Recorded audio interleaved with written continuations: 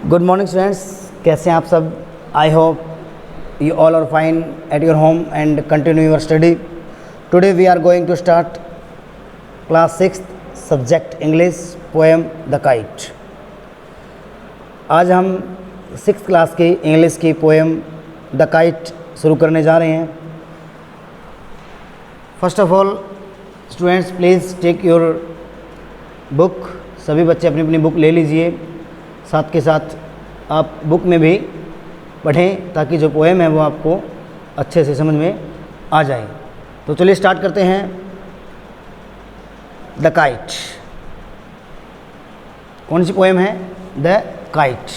Kite means क्या होता है आपको you know very well about the kite. Kite के बारे में आप अच्छी तरह से सभी जानते हैं। All of us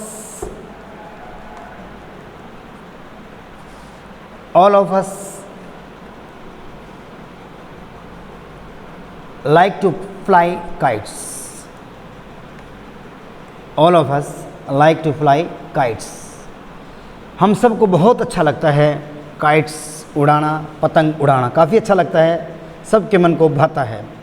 Have you ever tried to fly one? क्या आपने भी कभी पतंग उड़ाया है या आपने कभी पतंग उड़ाने का प्रयास किया है? Read this poem about a kite as it flies in the sky. आइए इस पोएम में हम पढ़ेंगे काइट के बारे में, और जैसे ही हम पोएम पढ़ेंगे हमें ऐसा एहसास होगा, ऐसा आभास होता है कि पतंग जो है वो आसमान के अंदर उड़ रहा है, ऐसा हमें लगेगा। तो चलिए स्टार्ट करते हैं। How bright on the blue, how bright on the blue is a kite when it is new. जब नीले आसमान में ब्राइट चमकीला, जब नीले आसमान में चमकता हुआ जो पतंग है वो उड़ता है, कब? जब ये नया होता है। हाउ ब्राइट कितना चमकीला होता है, ऑन द ब्लू जब ये नीले आसमान के अंदर उड़ता है। Is a kite when it is true, it is new जब ये नया होता है। With a dive and a dip. Dive क्या होता है? गोता लगाना। क्या होता है? गोता लगाना। डाइव का मतलब क्या होता है? गोता लगाना। एंड ए डिप, और डिप क्या होता है? झुकना। जैसे ही ये नीचे की ओर गोता लगाता है और नीचे की ओर झुकता है, it snaps its tail. Snaps होता है फड़फड़ाना। क्या होता है? फड़फड़ाना। इट्स टेल, यह अपनी पूंछ फड़फड़ाता है। यानी कि जब आसमान के अंदर पतंग उड़ता है, यह एकदम से गोता लगाता है, झुकता है, और जो अपनी पूंछ होती है यानी कि पतंग की जो पूंछ होती है उसको फड़फड़ाता है। Then soars like a ship, then soars like a ship, और फिर एक जहाज की तरह, एक समुद्री जहाज की तरह ऊपर उठ जाता है। सोर्स होता है ऊपर उठना या ऊपर उड़ना। लाइक होता है की तरह। किसकी तरह? ए शिप, समुद्री जहाज की तरह उड़ जाता है। With only a tail, with only a sail, जिसका केवल एक क्या होता है? सेल होता है पतवार। क्या होता है? पतवार। पतवार क्या होता है? एक तरह का झंडा। आपने समुद्र में नाव देखी होगी, उसके ऊपर एक झंडा सा लगा होता है, उसको हम सेल या फिर पतवार कहते हैं। यानी कि जब यह उड़ने लग जाता है, किसकी तरह? समुद्री जहाज़ की तरह। जैसे कि एक पतवार वाला जहाज़ ऊपर उड़ता है या लहरों के अंदर हिलोरे खाता हुआ चलता है। As over tides, as over tides. Tides होता है ज्वार जो समुद्र के अंदर उठते हैं। ऑफ वाइंड इट राइड्स, यह हवा की सवारी करता हुआ जाता है। राइड्स होता है सवारी करना।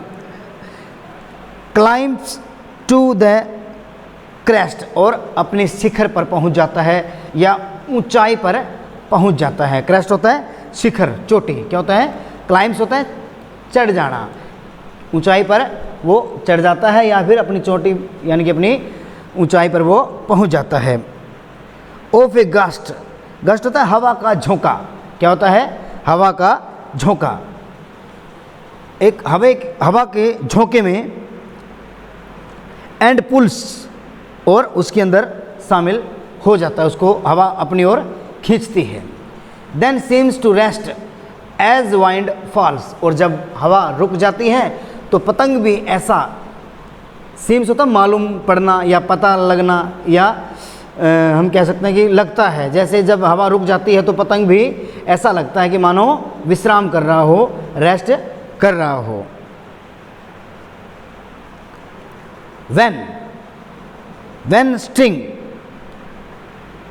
होती है डोरी या रस्सी, जो पतंग के बंधी हुई होती है, धागा जिसको कहते हैं, गोज स्लैक होता है ढीला या ढीली छोड़ देना। जब हम रस्सी को ढीली छोड़ देते हैं, यू वाइंड इट बैक और एंड रन अंटिल, और आप जब तक दौड़ते रहते हैं, रन अंटिल, आप जब तक दौड़ते रहते हैं, कब तक? जब तक हवा वापस नहीं आती।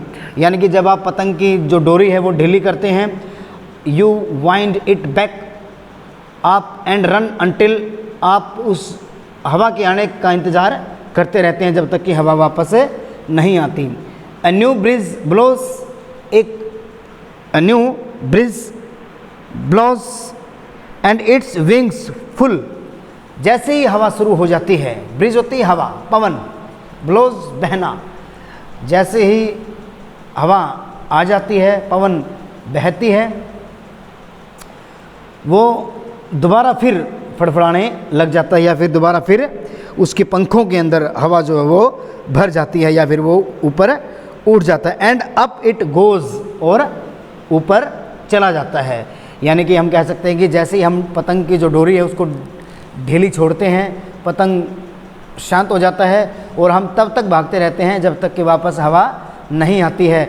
और फिर हवा आती है, हवा बहती है, उसके पंखों के, यानी कि पतंग के पंखों के या फिर पतंग के ऊपर आती है, और वो फिर अपनी ऊंचाई पर वो चला जाता है। How bright on the blue, और कितना चमकीला होता है जब ये नीले आसमान के अंदर उड़ता है। कब? Is a kite when it is new, जब एक पतंग वो है वो नया होता है। बट ए रेगेड थिंग, रेगेड होती है भद्दा, बहुत गंदा, बट ए रेगेड थिंग, सबसे बुरी बात, सबसे गंदी बात, या फिर सबसे आपको अच्छा नहीं लगता। कब? यू नेवर विल सी, आपने कभी भी नहीं देखा होगा। When it flaps on a string, जब यह फड़फड़ाता है अपनी रस्सी के साथ, in the top of a tree, जब ये किसी ट्री के अंदर उलझ जाता है या फंस जाता है, तब ये उस रस्सी के साथ फड़फड़ाता है। आपने ऐसा दृश्य कभी नहीं देखा होगा, वो दृश्य सबसे गंदा या फिर सबसे भद्दा होता है। तो स्टूडेंट्स, ये जो पोएम थी हैरी वैन के द्वारा लिखी हुई द काइट, इस पोएम में हमने काइट के बारे में पढ़ा कि किस तरह से नीले आसमान के अंदर पतंग जो है वह उड़ता है, और कितना सुंदर लगता है जब वो हवा में हिचकोले खाता हुआ, झोंके मारता हुआ, कभी ऊपर जाता है कभी नीचे आता है, जैसे कि एक समुद्री जहाज़ लहरों के अंदर ऊपर नीचे होता हुआ दूर चला जाता है। इसी तरह से पतंग जो है वो भी हवा के अंदर हिचकोले खाता हुआ अपनी ऊंचाई तक पहुंच जाता है। लेकिन जब हमें सबसे गंदा लगता है, सबसे भद्दा लगता है, कब? जब ये पतंग किसी पेड़ की चोटी पर फंस जाता है, अटक जाता है या उलझ जाता है और अपनी पूंछ या फिर रस्सी के साथ उसमें फड़फड़ाता है। तो स्टूडेंट्स, आई होप आपको ये पोएम अच्छे से समझ में आ गई होगी। I request to all students once again, please write the word meaning in your notebook and increase your vocabulary. आप अपनी नोटबुक में वर्ड मीनिंग लिखिए, अपने वोकैब को बढ़ाइए। तो आज के लिए इतना ही। Thank you, thanks, have a nice day, thanks to dear students, thank you.